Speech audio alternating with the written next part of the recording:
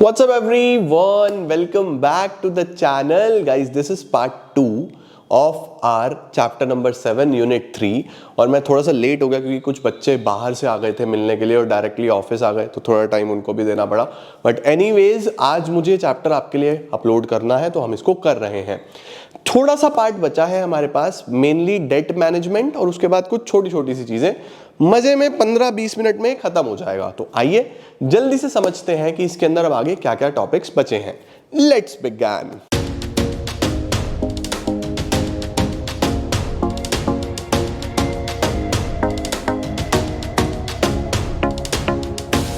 आइए बेटा जी शुरू करते हैं बच्चों। सबसे पहले है पब्लिक डेट मैनेजमेंट, यानी कि जो सरकार बोरो कर रही है, जो सरकार लोन ले रही है, वो कैसे मैनेज होता है। भाई सरकार का एक्सपेंडिचर हमने देख लिया कैसे मैनेज हो रहा है, सरकार की रिसिप्ट्स हमने देख ली कैसे मैनेज हो रही है, रेवेन्यूज कैसे मैनेज हो रहे हैं। अब बारी है बोरोइंग्स की, कि जो लोन ले रही है गवर्नमेंट, भाई लोन कहां से ले रही है, इंटरनल भी लेती है एक्सटर्नल भी लेती है। इंटरनल मतलब देश के अंदर अंदर से, आरबीआई से हो गया, पब्लिक से हो गया। उसी तरीके से लोन लेती है गवर्नमेंट कहां से, एक्सटर्नल, इंटरनेशनल मॉनेटरी फंड से, वर्ल्ड बैंक से, एक्सटर्नल सोर्सेज से भी लेती है। तो वो सारी बोरोइंग्स कैसे मैनेज होती है वो हम यहां पे पढ़ने वाले हैं। तो देखो सबसे पहले क्या बोल रहा है, public debts refers to the money borrowed by the government from internal and external sources. Internal sources के लिए भी एक्सटर्नल सोर्सेस के लिए भी बच्चों अलग अलग बॉडीज बनाई गई हैं। है तो सब मिनिस्ट्री ऑफ फाइनेंस के अंडर ही, लेकिन कुछ अलग अलग बॉडीज बनाई गई हैं जो ये सब देखती हैं, इंटरनल के लिए अलग, एक्सटर्नल के लिए अलग। देखो क्या बोल रहा है, it is a part of consolidated fund of India. भाई सीधी सीधी सी बात है, पैसा तो सारा एक बार तो कंसोलिडेटेड फंड में ही आने वाला है सारा का सारा, है ना। The government borrow mainly from domestic markets. Usually कोशिश करते हैं कि इंटरनल सोर्सेज से ही बोरो करें, बाहर से ना करें। सर ऐसा क्यों बच्चों, देखो एक बात समझो। फॉर एग्जांपल हमने डॉलर्स में बोरो कर लिया। अब $1 आज 80 रुपए का है, तो हमने सपोज $1 बोरो करा, तो आज तो 80 हमने बोरो करा। जब हम चुकाने के लिए गए तो सपोज ये 100 रुपए का हो गया, क्योंकि डेप्रिशिएट भी हो सकता है ना हमारा मनी। तो 100 का हो गया तो वापस तो 100 देना पड़ेगा। भाई लिया तो 80 था, तो यहां तो दिक्कत हो गई ना। तो ये फ्लक्चुएशंस की वजह से गवर्नमेंट अवॉइड करती है कि हम एक्सटर्नल बोरोइंग करें, हम इंटरनल में ही निपटाने की कोशिश करते हैं। ठीक है, तो बेसिकली सरकार डोमेस्टिक मार्केट से बोरो करती है using various instruments like bonds to meet the fiscal deficit. Fiscal deficit का मतलब ये होता है कि सरकार को और किसी सोर्स से अब खर्चे पूरे नहीं हो पा रहे, क्योंकि खर्चे तो डेवलपिंग कंट्रीज में ज्यादा ही होते हैं, तो यूजुअली हमको बोरो ही करना पड़ता है। ठीक है, तो पब्लिक डेट क्या है, loans taken by the government from the public to be repaid later with interest. It is not a one time process. ये वन टाइम प्रोसेस नहीं है बेटा, नॉर्मली ये चलता रहता है। क्योंकि देखो हम एक डेवलपिंग नेशन है, सरकार के खर्चे बहुत ज्यादा है, तो खर्चे करने के लिए और लोन लेने पड़ते हैं, उन लोन्स को चुकाने के लिए फिर और लोन लेने पड़ते हैं, तो ये सर्कल चलता रहता है। तो ये वन टाइम प्रोसेस नहीं। ठीक है, इसी को हम डेट सर्विसिंग भी बोलते हैं। डेट सर्विसिंग का क्या मतलब होता है कि भैया हम लोग पहले वाले बॉन्ड का पेमेंट करने के लिए एक नया बॉन्ड इशू कर दिया, पहले वाले लोन का पेमेंट करने के लिए एक नया लोन ले लिया, तो ये डेट सर्विसिंग होती है।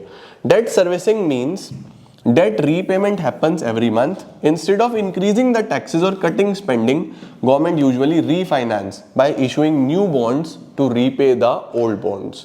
ठीक है, अब ये पब्लिक डेट मैनेजमेंट क्यों इतना इंपॉर्टेंट है, इसको मैनेज करना क्यों जरूरी है। देखो बोल रहा है it helps to maintain stability. सबसे पहले तो हमारे देश में स्टेबिलिटी बनी रहती है। भाई अगर कर्जे नहीं चुकाएंगे ना समय से तो सरकार गिर सकती है, सरकार के एसेट्स बिक जाएंगे, देश में तरक्की नहीं हो पाएगी। तो अगर स्टेबिलिटी चाहिए तो हमें डेट मैनेजमेंट करना पड़ेगा। It ensures timely repayment. देखो वही रीपेमेंट टाइमली होना चाहिए, इसीलिए इंपॉर्टेंट है।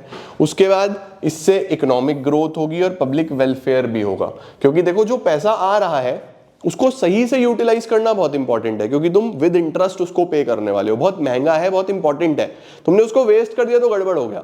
तो जो कर्जा लिया उसका प्रॉपर यूजेज इकोनॉमिक ग्रोथ पे होना चाहिए, पब्लिक वेलफेयर पे होना चाहिए। Perfect sir. इसके बाद आता है बच्चों डेट सस्टेनेबिलिटी।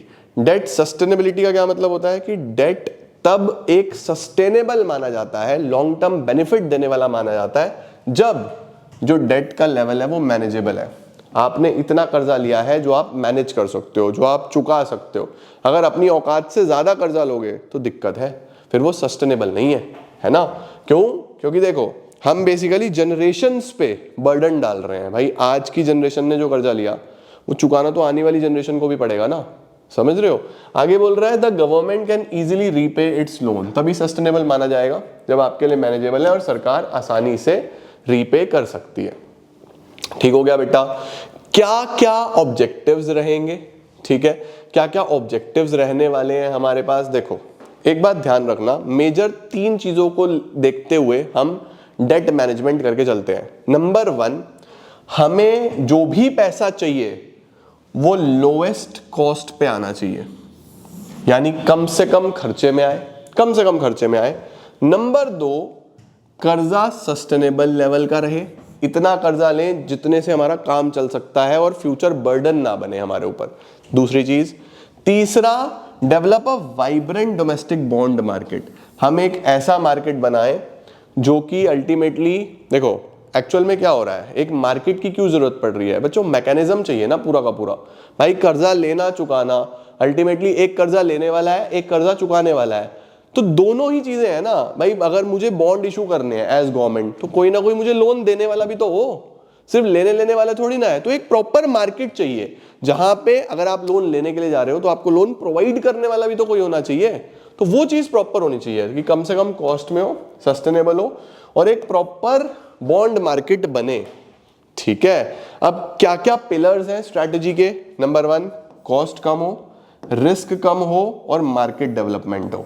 ये कहीं ना कहीं इससे रिलेट करता है ना। तो कॉस्ट कम हो, रिस्क कम से कम हो और मार्केट प्रॉपर डेवलप होना चाहिए।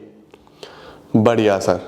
अब हमारे पास कौन कौन से इंस्टीट्यूशंस इन्वॉल्व होते हैं। अब देखो बच्चों, कौन कौन से इंस्टीट्यूशंस इन्वॉल्व होंगे, बड़े ध्यान से देखना। नंबर 1, सबसे पहले देखो आरबीआई, दूसरा मिनिस्ट्री ऑफ फाइनेंस। मेन तो बच्चों ये 2 इंस्ट्रूमेंट्स ही हैं, 2 इंस्टीट्यूशंस ही हैं जो इन्वॉल्व होते हैं डेट मैनेजमेंट में। मेनली ये 2 ही हैं, ठीक है। अब है तो और भी, लेकिन मेन 2 ही हैं। कौन कौन से 2? एक आरबीआई, एक मिनिस्ट्री ऑफ फाइनेंस, ठीक है। एक तीसरा भी है, कौन कौन सा? आईडीएमबी। सर आईडीएमबी क्या होता है? ये है बच्चों internal debt management department, IDMB, internal debt management department. इसका मतलब देखो, अब समझो भाई, अभी आपने पढ़ा कि सरकार देश के अंदर से भी लोन लेती है, सरकार देश के बाहर से भी लोन लेती है। तो अगर देश के अंदर से लेती है डोमेस्टिक, तो वो आरबीआई मैनेज करेगा। अगर वो बाहर से लेती है तो वहां पे ministry of finance, external loans, अच्छा इधर लिखा हुआ है एक्सटर्नल डेट, ये कौन मैनेज करता है? Ministry of finance. अब एक बात समझना, देखो ऐसे समझो, जो डेट है वो इंटरनल हो सकता है, एक्सटर्नल हो सकता है। इंटरनल हो सकता है, एक्सटर्नल हो सकता है। अगर इंटरनल है तो आरबीआई मैनेज करेगा, एक्सटर्नल है तो मिनिस्ट्री ऑफ फाइनेंस मैनेज करेगी। ठीक है। अब आरबीआई का जो डिपार्टमेंट है जो इसको मैनेज कर रहा है वो है IDM, internal debt management department, IDMD. ठीक है। और जो एक्सटर्नल को मैनेज कर रहा है वो है डिपार्टमेंट ऑफ इकोनॉमिक अफेयर्स। ये भी कहीं ना कहीं आ जाएगा, डिपार्टमेंट ऑफ इकोनॉमिक अफेयर्स। तो ये डिपार्टमेंट तुम्हें याद रखने हैं, ये इंपॉर्टेंट है। ठीक है। तो सबसे पहले इंस्टीट्यूशन जो मेनली इन्वॉल्व है वो आरबीआई, डोमेस्टिक मार्केटेबल डेट के लिए। ट्रेजरी बिल्स बच्चों शॉर्ट टर्म इंस्ट्रूमेंट होता है और dated securities long term instrument होता है कि अगर लॉन्ग टर्म के लिए लोन चाहिए। इसी तरीके से मिनिस्ट्री ऑफ फाइनेंस का जो ये रहा डिपार्टमेंट ऑफ इकोनॉमिक अफेयर्स, ये एक्सटर्नल डेट मैनेज करता है।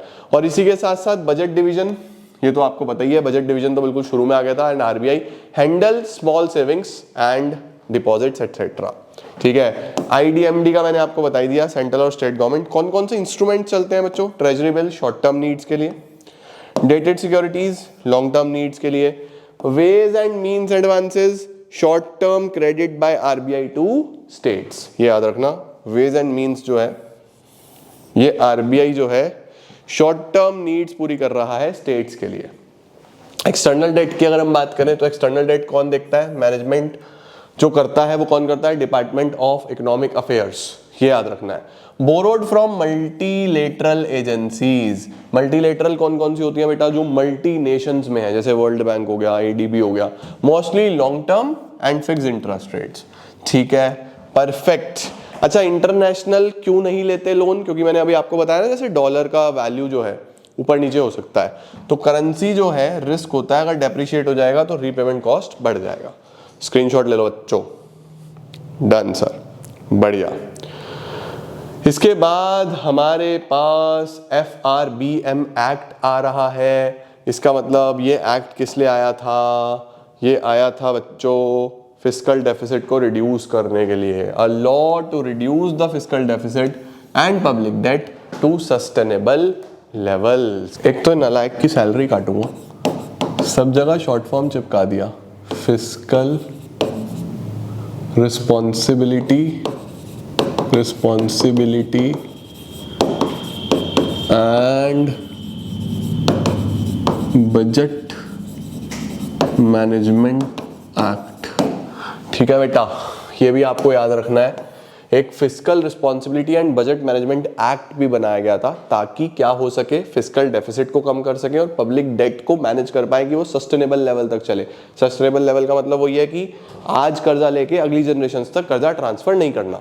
ठीक है, अब इसके ऑब्जेक्टिव्स क्या थे बच्चों? Number 1, ensure intergenerational equity. Intergenerational equity का क्या मतलब हुआ? वही कि भैया आज इतना कर्जा मत लो कि आने वाली जनरेशन पे तुम बोझ डाल के जाओ, क्योंकि वो तो विद इंटरेस्ट बढ़ता जाएगा बढ़ता जाएगा बढ़ता जाएगा। तो एक जनरेशन का लिया हुआ दुख किसी और जनरेशन को दुख नहीं देना चाहिए भैया। Intergenerational equity, future generation should not get burden with debt, ये इसका ऑब्जेक्टिव है। दूसरा, मैक्रो इकोनॉमिक स्टेबिलिटी बनी रहनी चाहिए, लेकिन उल्टे सीधे कर्जे नहीं लेने। अगर ले लोगे तो लॉन्ग टर्म में ब्याज के नीचे दब जाओगे, देश डूब जाएगा, गलत है, ये भी संभालना है। तीसरा, कोऑर्डिनेशन बने फिस्कल और मॉनेटरी पॉलिसी पे। फिस्कल और मॉनेटरी पॉलिसी पे बेटा मतलब fiscal policy is the policy of government and monetary policy is the policy of RBI. ये हम पढ़ेंगे अभी फर्दर और डिटेल में, लेकिन अभी ध्यान रखो कि गवर्नमेंट और आरबीआई के बीच में भी कोऑर्डिनेशन रहना चाहिए, ये भी इसका एक ऑब्जेक्टिव है। और ट्रांसपेरेंसी होनी चाहिए गवर्नमेंट फाइनेंसेस में, सरकार जो है सब कुछ ट्रांसपेरेंटली करे, छुप छुपा के ना करे। ठीक है, ये इसके बच्चों मेन ऑब्जेक्टिव्स होते हैं। अच्छा सर, अब नेक्स्ट क्या आ रहा है? Public debt management cell. Sir ये भी रटना पड़ेगा क्या? बेटा देखो, तुम्हें इनकी फुल फॉर्म्स पता होनी चाहिए और नाम से रिलेट करो। 2-2 3-3 बार पढ़ोगे ना तो याद रहेगा, टेंशन मत लो, ऐसा बिल्कुल अजीब नहीं लगेगा। हर नाम में ही उसका मीनिंग है, बस 2-3 बार पढ़ना पड़ेगा। ओके, देखो बोल रहा है formed in 2016 under department of economic affairs. चलो बताओ जरा, इकोनॉमिक अफेयर्स जो है ये किसके अंडर आता था? कमेंट सेक्शन में लिखो। क्या ये आरबीआई के अंडर आएगा या ये मिनिस्ट्री ऑफ फाइनेंस के अंडर आएगा? उसके बाद ये शॉर्ट टर्म के लिए काम करेगा या लॉन्ग टर्म के लिए काम करेगा? जरा लिखना कमेंट सेक्शन में, वेट कर रहा हूं। ठीक है, इट सपोर्ट्स बेटर प्लानिंग, ये भी वही है। देखो, पब्लिक डेट, सरकार का डेट मैनेजमेंट सेल, क्या काम है इसका? बेटर प्लानिंग करना, बेटर एग्जीक्यूशन करना। ठीक है, उसके बाद MTDS, medium term debt management strategy, ये क्या है? ताकि राइट मिक्स बने कि डेट इंस्ट्रूमेंट कौन कौन से होने चाहिए। जैसे अभी बढ़ना, ट्रेजरी बिल हो सकता है शॉर्ट टर्म के लिए, लॉन्ग टर्म के लिए लॉन्ग टर्म लोन्स हो सकते हैं, तो कौन से, किस तरीके से, बॉन्ड्स कहाँ, कितना, है ना। It aims to raise debt at lowest medium term cost, कम से कम कॉस्ट और मीडियम टर्म के लिए। दूसरा, स्मूथ फाइनेंसिंग हो सके बिना किसी डिस्ट्रप्शन के। लो भाई स्क्रीनशॉट। इसके बाद बच्चों हमारे पास 3 प्रकार के बजट हो सकते हैं। सर कौन कौन से 3 प्रकार के बजट हो सकते हैं? वैसे तो यहाँ पे 2 ही हैं, बैलेंस्ड और अनबैलेंस्ड। अब बैलेंस का मतलब क्या है कि रेवेन्यू बराबर एक्सपेंडिचर, जितना कमाया उतना खर्च कर दिया, बैलेंस बजट हो गया, है ना। नो डेफिसिट नो सरप्लस, सरकार खर्चा कर रही है जितना अर्न कर रही है, बढ़िया हो गया। तो अनबैलेंस्ड में 2, तो देखो हो गए ना 3, 1 2 3। ठीक है, सरप्लस कब होगा? जब कमाई ज्यादा है। भाई खर्चा है 80 का, कमाई है 100 की, तो 20 का सरप्लस हो गया। डेफिसिट कब हो गया? जब उल्टा है, कमाई है 100 की, खर्चा है 180 का, इस तरीके से कमाई रेवेन्यू ज्यादा, एक्सपेंडिचर कम, ये हो गया सरप्लस। डेफिसिट कब होगा? रेवेन्यू कम, एक्सपेंडिचर ज्यादा, डेफिसिट हो जाएगा। ठीक है, डेफिसिट कब होगा? रेवेन्यू कम, खर्चा ज्यादा। परफेक्ट, ये तो तुमने पहले भी पढ़ा हुआ है ना लायको, इससे पहले भी पढ़ा है मैंने। अब रिसिप्ट्स कौन कौन सी होती हैं बच्चों, इस पे चर्चा लास्ट क्लास में हो चुकी है ऑलरेडी, ये सब मैंने तुम्हें पहले पढ़ा दिया। कैपिटल रिसिप्ट्स कौन सी, रेवेन्यू रिसिप्ट्स कौन सी। It leads to increase in liability और reduction in assets, it does not affect assets और लाइबिलिटीज। एग्जाम्पल आ गए लोन, डिसइन्वेस्टमेंट, बोरोइंग्स, और यहाँ पे टैक्स और नॉन टैक्स। सब हो गया ना? परफेक्ट सर, ये तो हमने पढ़ लिया। Expenditure, revenue expenditure, capital expenditure, पूरा चार्ट बनवा दिया मैंने तुम्हें, वही है। ठीक है, spend on day to day functioning, salary, pension, interest on loan, grants, spend on creation of assets, purchase of land, building, investment. Sir ये तो हो गया सब। बजटरी डेफिसिट का क्या मतलब होता है बच्चों?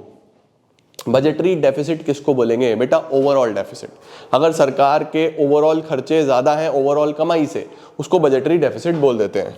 आओ जरा, हमारे पास जो बजटरी डेफिसिट है उसका मतलब क्या है कि सरकार के ओवरऑल एक्सपेंडिचर ज्यादा है ओवरऑल रिसिप्ट से। अब ये भी तीन प्रकार के हो सकते हैं। कौन कौन से तीन प्रकार के हो सकते हैं? सबसे पहले होता है रेवेन्यू डेफिसिट, उसके बाद होता है बच्चों फिस्कल डेफिसिट, उसके बाद होता है बच्चों प्राइमरी डेफिसिट। तो रेवेन्यू डेफिसिट क्या होता है? जब सरकार का सिर्फ रेवेन्यू एक्सपेंडिचर ज्यादा है रेवेन्यू रिसिप्ट से, यानी कि सरकार के जो रोज के खर्चे हैं वो इतने ज्यादा हैं जो रोज की कमाई से पूरे नहीं हो पा रहे, है ना, तो उसको बोलूंगा मैं रेवेन्यू डेफिसिट। फिस्कल क्या है? जब सरकार का revenue expenditure plus capital expenditure यानी कि टोटल एक्सपेंडिचर ज्यादा है, किससे? सरकार की revenue receipts plus capital receipt से, एक्सक्लूडिंग बोरोइंग्स। एक्सक्लूडिंग बोरोइंग्स, ध्यान रखना इसके अंदर हम बोरोइंग्स कंसिडर नहीं करते।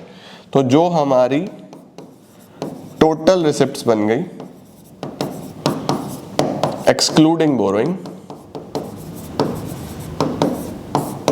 ये हमारा फिस्कल डेफिसिट होता है बच्चों। ठीक है, इसका एग्जांपल लो। फॉर एग्जांपल मैं ऐसे लिखता हूं कि मेरा जो एक्सपेंडिचर है वो दो हैं, रेवेन्यू एक्सपेंडिचर, कैपिटल एक्सपेंडिचर। ये 100 का है, ये 50 का है, तो खर्चा कितना हो रहा है? 150 का। ठीक है, और जो रिसिप्ट्स हैं, जो रिसिप्ट्स हैं बच्चों वो दो हैं, रेवेन्यू रिसिप्ट्स और कैपिटल रिसिप्ट्स। ठीक है, अब देखो रेवेन्यू रिसिप्ट्स है मेरी बेसिकली 50 और कैपिटल रिसिप्ट्स में मेरे पास दो कैपिटल रिसिप्ट्स होती हैं, डेट क्रिएटिंग और नॉन डेट क्रिएटिंग। इसमें दो होती हैं, एक तो डेट क्रिएटिंग और एक होती है नॉन डेट क्रिएटिंग।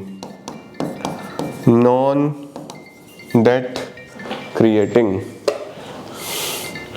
एक डेट क्रिएटिंग और एक नॉन डेट क्रिएटिंग। तो हमारे पास डेट क्रिएटिंग कौन सी है बेटा? जो बोरोइंग्स है वो हमको यहाँ पे नहीं लेनी, इसको छोड़नी है, सिर्फ ये लेनी है नॉन डेट क्रिएटिंग। अब सपोज ये है मेरे पास बेसिकली 70, ठीक है, ये है मेरे पास 70, तो मेरी जो रिसिप्ट्स हुई वो कितनी हुई? 120। तो आप देखो सरकार के टोटल खर्चे ज्यादा और रिसिप्ट्स रह गई कम, तो इसको बोलूंगा फिस्कल डेफिसिट। कितने का फिस्कल डेफिसिट हो गया? 30 का।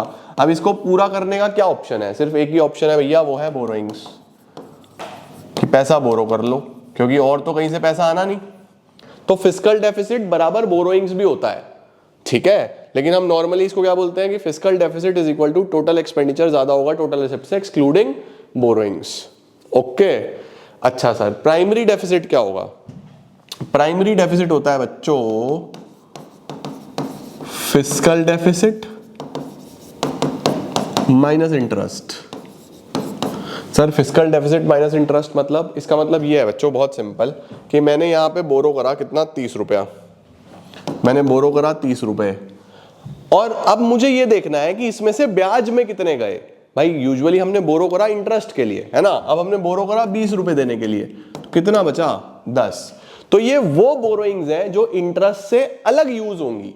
तो प्राइमरी डेफिसिट क्या दिखाता है कि कितनी बोरोइंग्स यूज होंगी इन एक्सपेंसेस अदर देन इंटरेस्ट, ये प्राइमरी डेफिसिट का काम है, समझे? It is the difference between fiscal deficit and interest, right? तो 3 प्रकार के डेफिसिट्स हैं। रेवेन्यू डेफिसिट जिसमें सिर्फ रेवेन्यू एलिमेंट्स का कंपैरिजन होगा, फिस्कल जिसमें टोटल का होगा, बस रिसिप्ट्स में बोरोइंग्स नहीं लेनी, और प्राइमरी फिस्कल माइनस इंटरेस्ट। ये तुम्हें पता होना चाहिए। ओके सर, बढ़िया, मस्त।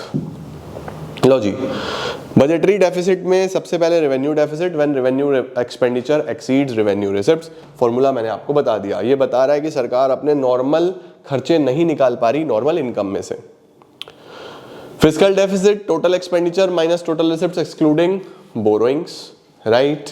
बढ़िया हो गया। Shows how much a government needs to borrow, कितना सरकार को बोरो करना पड़ेगा। प्राइमरी डेफिसिट, प्राइमरी डेफिसिट क्या होता है? फिस्कल माइनस इंटरेस्ट, इसको हम बोल देते हैं primary deficit. How much of the borrowing is for current needs, not to pay old interest. बढ़िया सर, परफेक्ट हो गया। अब non debt creating capital receipts कौन सी होती हैं? नॉन डेट क्रिएटिंग कौन कौन सी होती है बेटा? लोन की रिकवरी, डिसइन्वेस्टमेंट, हमने बोरो थोड़ी ना करी है, ये वो है। और डेट क्रिएटिंग कौन सी होती है हमारे पास? जो बोरोइंग्स होती है मेनली। बढ़िया हो गया सर। नेट इंटरेस्ट लाइबिलिटीज किसको बोलते हैं? नेट इंटरेस्ट लाइबिलिटी मतलब इंटरेस्ट पेड माइनस रिसीव्ड। भाई सपोज पे करना है 100, रिसीव हो रहा है 20, तो 80 नेट हो गया, वो है interest paid minus interest received. अच्छा जी, अब फाइनेंस बिल क्या होता है? अब तो बच्चों टर्म्स आ रही है, अब तो बेटा टर्म्स आ रही है मेनली। फाइनेंस बिल कौन सा है? जिसके अंदर टैक्सेस के बारे में सारी डिटेल होंगी, पढ़ा दिया ना पीछे। Introduced with the union budget, contains proposal to impose, change और अबॉलिश टैक्सेस। आउटकम बजट कौन सा होता है बच्चों? आउटकम बजट क्या होता है? आउटकम बजट होता है कि तुमने पिछले साल में कैसा काम किया। मैंने आपको पढ़ा है ना, 3 चीजें बताता है। नंबर 1 कि भैया बजट में हम क्या क्या करना चाहते हैं। नंबर 2 करंट ईयर जो रिवाइज हुआ है वो क्या, और नंबर 3 प्रीवियस हमने कैसा काम करा, वो ये है।